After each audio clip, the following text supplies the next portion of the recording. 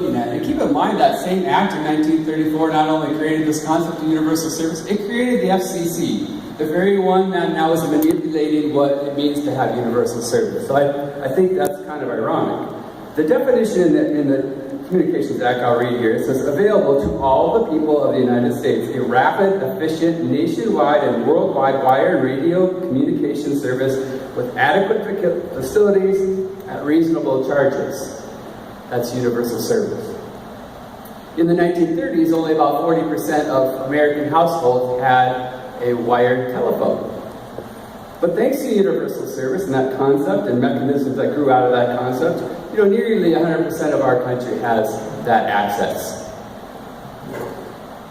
Fast forward 62 years later, you have the first actual rewrite of the Communications Act, which is the Telecommunications Act now, instead of Communications Act of 1996.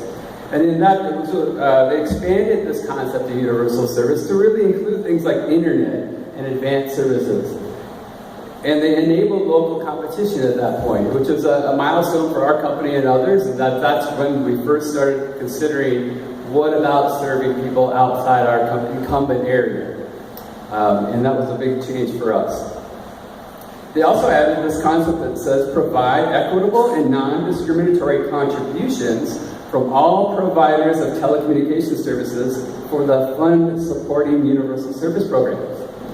So all users. Now, I'm going to talk about a little bit, but this concept, and it was also mentioned earlier in the last panel, this concept about metro supporting rural, and why would I do that, right? We have that tension in the state, we have that tension nationally. I mean, I can tell you when we're out talking to legislators about universal service concepts and some of these legislative things that are going on, there's always that tension when you talk to more urban legislators.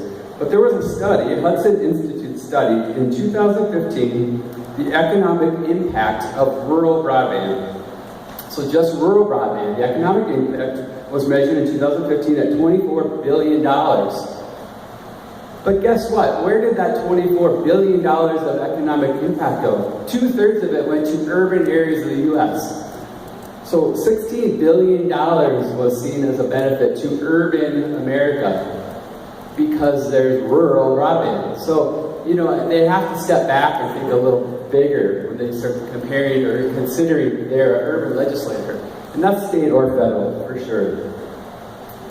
So we have a template, as Christy mentioned, we have a nice template for how to get broadband everywhere. Universal service, it's there. But there hasn't been the will to make it happen. In two particular areas, there is a cap on the fund. And I get that. Nobody wants to see these things grow and grow and grow. The other thing is that the will has stopped at looking at who contributes to this fund. It's still riding on the back of local landline phone company users, long distance users. All the traditional mechanisms are who's still paying into this fund. Now, in 1996, they said all users of this network should contribute to a fund so that everybody can benefit. It's not happening. There isn't the will to expand the contribution base of universal service, and that's really arbitrarily created this cap. And when you have a cap and you can't grow it to do what you need to do, what happens is you have things like Cap 2 happen. And I hear that's been getting beat up fairly soundly today. Well, I'll hop on that bandwagon. So CenturyLink gets $500 million.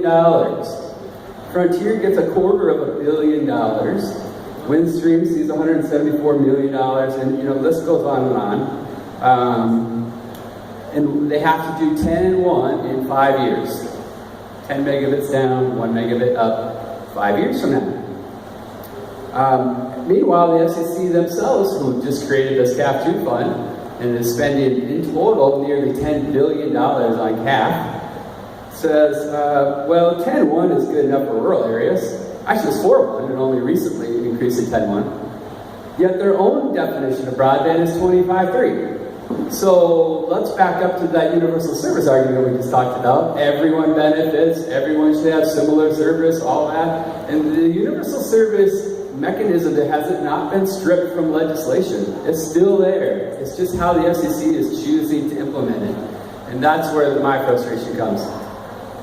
It's not okay that rural America has a universal service that's quite a bit less than their own definition.